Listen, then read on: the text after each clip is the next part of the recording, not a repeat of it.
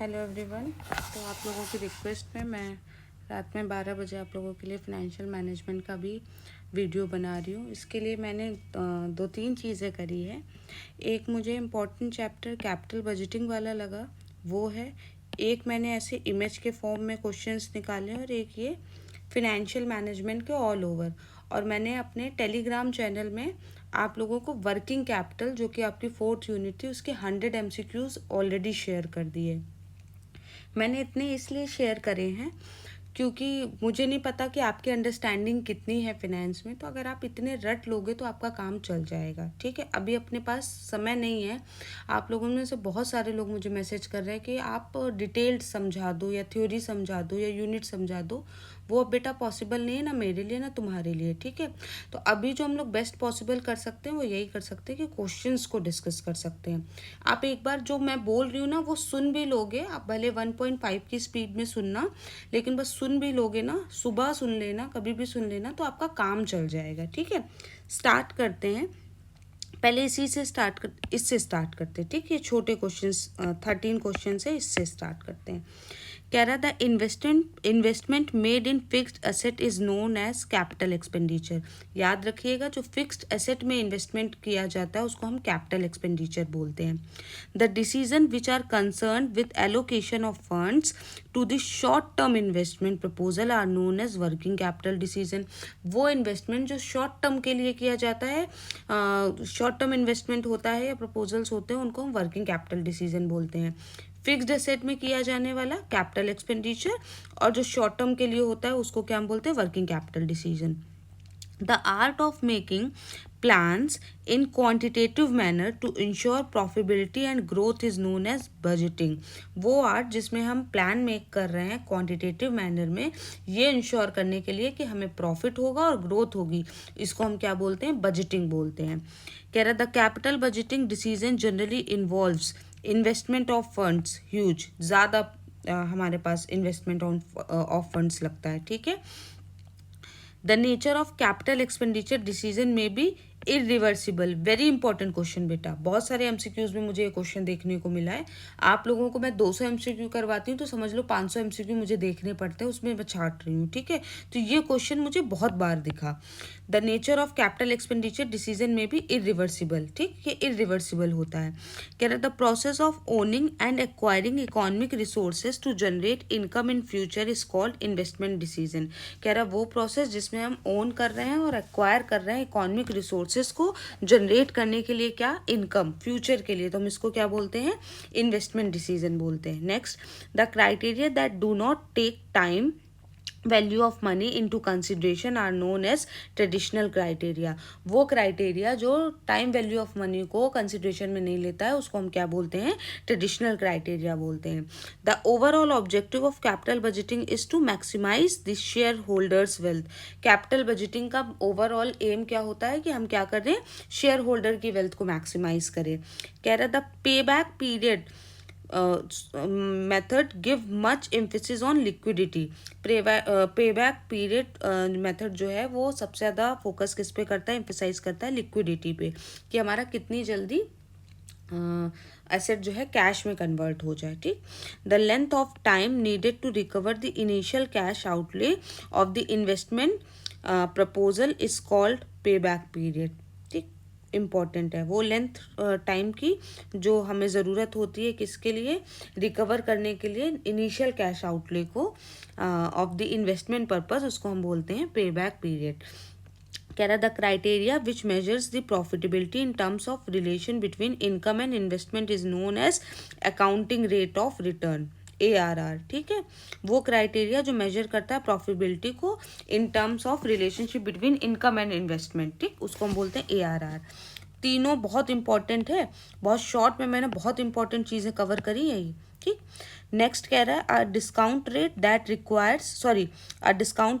Equates the present value of inflows to the present value of cash outflow.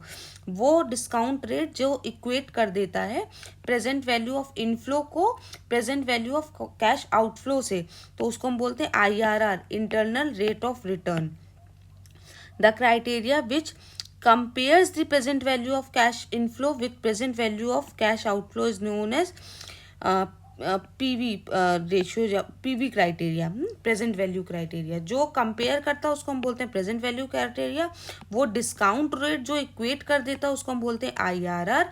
और वो criteria जो major करता है प्रॉफिटेबिलिटी को, रिलेशनशिप किसके किसके बीच में, इनकम और इन्वेस्टमेंट के बीच में, तो उसको हम बोलते हैं एआरआर। ये वाली शीट हमारी हो गई है।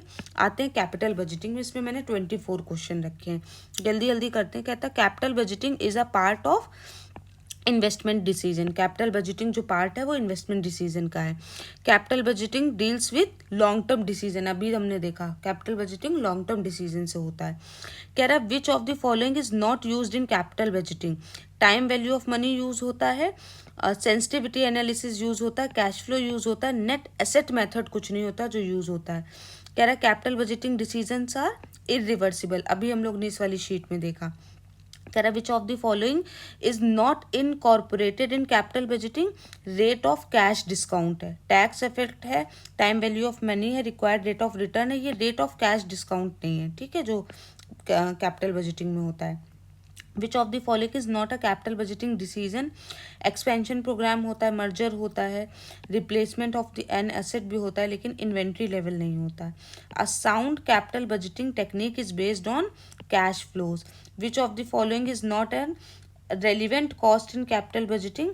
Both opportunity and sunk cost, दोनों ही नहीं होती है, ठीक। Next, capital budgeting decisions are based on incremental cash flows. Capital budgeting decision किस पे बेस्ड होते हैं, इंक्रीमेंटल कैश फ्लोज पे। Which of the following does not affect cash flow proposal method of project financing. कह रहा है cash inflows from a project include both tax shield and after tax operating profit. Which of the following is not true with reference to capital budgeting. ये existing investment in a project is not treated as sunk cost. Which of the following is not followed in capital budgeting. Accrual principle नहीं follow होता है capital budgeting में। Depreciation is incorporated in cash flow because it reduces tax liability. Which of the following is not true for the capital budgeting. Opportunity cost are excluded, ये नहीं follow होता है, ठीक है। संक कॉस्ट इग्नोर होती है, सही बात है। Incremental cash flows are considered, ये भी सही बात है। Relevant cash flows are considered, ये भी सही बात है। अपॉर्चुनिटी कॉस्ट आर एक्सक्लूडेड, ये गलत बात है, इंक्लूड होता है। Which of the following is not applied in capital budgeting. All accrued cost are revenues be incorporated, ये नहीं, ये गलत है, ठीक। Evaluation of capital budgeting proposal is based on cash flows. Cash is more important than profit, ठीक। ये मैंने capital budgeting के कुछ करा लिए। इसका लास्ट का स्क्रीनशॉट ले लो, वही संक कॉस्ट वाले हैं, ठीक है। स्क्रीनशॉट ले लो, इसमें इसको पढ़ लेना। अब इसमें जल्दी जल्दी से हम लोग कवर करते हैं। इसमें 100 क्वेश्चन है, मैं पूरे 100 तो बेटा नहीं करा पाऊंगी, आप स्क्रीनशॉट ले लेना, आंसर्स भी हैं इसमें, ठीक है। कह रहा all business need to have which fundamental essential element.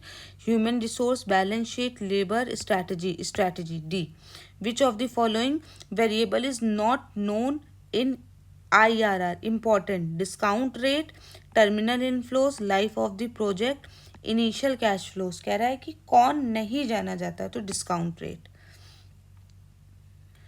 According to the traditional approach, what is the effect of increase in degree of leverage on the valuation of the firm? Increase first and then decreases. Option B. कह रहा the maximum expenses that an equity scheme charge to an investor is 0.025. कह रहा the bonds with shorter maturity will dash have duration, lower duration. Relaxed or liberal credit implies dash credits to customer, higher credits to customer. Objective of financial planning is to determining capital structure.